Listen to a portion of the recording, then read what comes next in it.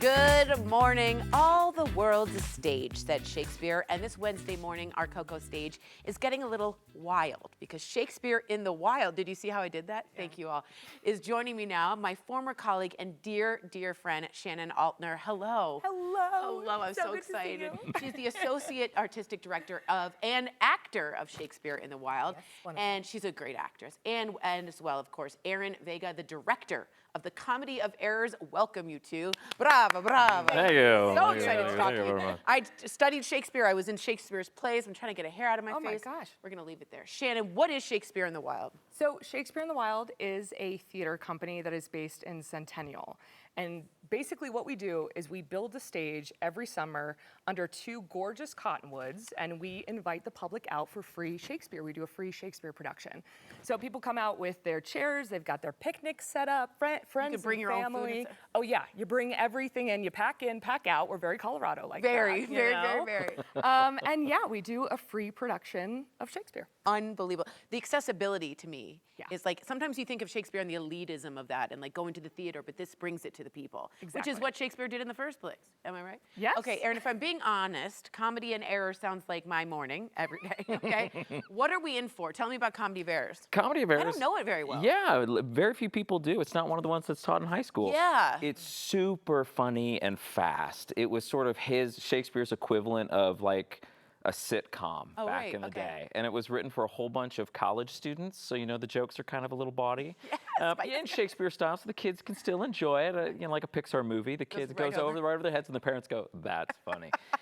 Yeah, it's a silly story about twins that were separated at birth and all the shenanigans that happens because nobody knows that there's somebody in the world that looks like them. Oh, that's crazy. It's very funny. It's very fast. It's about 75 minutes. Wow. And you get to sit out under the beautiful Colorado stars and watch incredible professional actors do their thing. And it's time for some comedy. I agree 2026 is time for comedy. We need some comedy. We need to laugh together. Not mentioning anything. I will say that the 2 twins, the farcical part of this, that's classic. Oh, it's so good. Can't wait. Shannon, I happened to play Bottom, the donkey, in Midsummer's Night's Dream. Great Bottom, I was an ass. Sure. Thank you very much. I appreciate it. But I did it at camp, Midsummer's Night's Dream, it was outside under the stars, and it made a world of difference. So explain why the outside, I know you guys talked on it, but why is the outside so good for Shakespeare or any play? Oh, it's just classic. I mean, I think especially being tied to nature itself, like the language and how we do it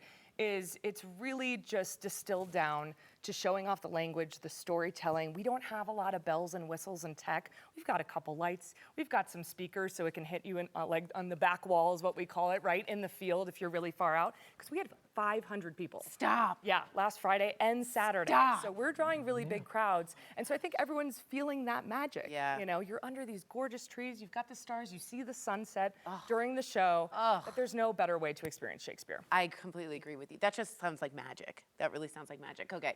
Affordability, as we've said, and I've said many times on the show, is really bad for everybody right now. And you had mentioned this, but how much is it to go? It is $0.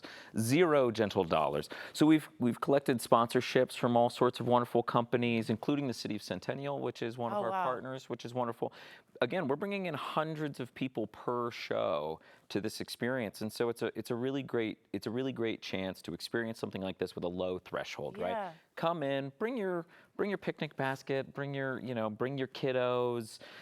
It's super friendly for families in that way because we just want to share these incredible stories and these amazing actors. The actors that are part of these productions are fantastic. This being one of them. This being one of them. All right, everyone. It's a great chance for people to test out Shakespeare. I think also folks are often turned away because they got intimidated or scared about Shakespeare in high school.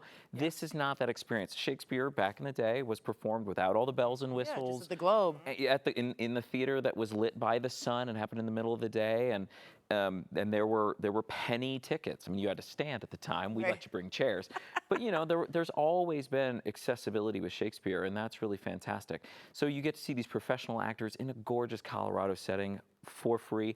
Of course, afterwards, if you feel like you want to donate, we literally pass a hat at the end, but there's no pressure at all. So it's a great opportunity to enjoy sort of old school Denver Metro fun with hundreds of people. Yeah, and that's how Shakespeare wanted it. I also love if you come, you're going to meet, it's a community you're going to meet. Yeah. Yes. I need more community.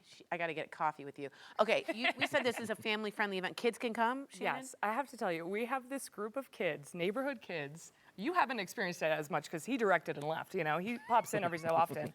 But basically, this group of kids has been there like pretty much every performance this year. Way. They ride in on their bikes, they sit in the front row. I'm getting to know all their names, so shout out to them. Thank you for coming. So this is extremely family friendly. Aaron did such a great job with the script of just how slapstick fun it is. There's a puppet in it as well.